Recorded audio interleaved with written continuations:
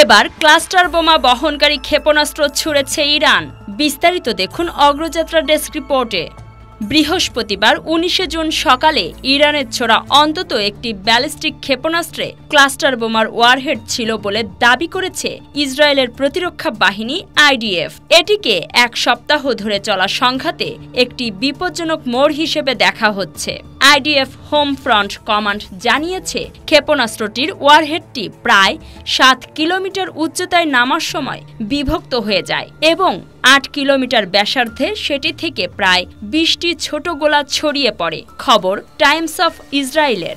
জানা যায়, এই গোলার নিজস্ব পরিচালন সক্ষমতা নেই এবং এগুলো কেবল মাটিতে গিয়ে পড়ে, যেখানে এগুলো আঘাতের সাথে সাথে বিস্ফোরিত হওয়ার জন্যই বানানো হয়েছে।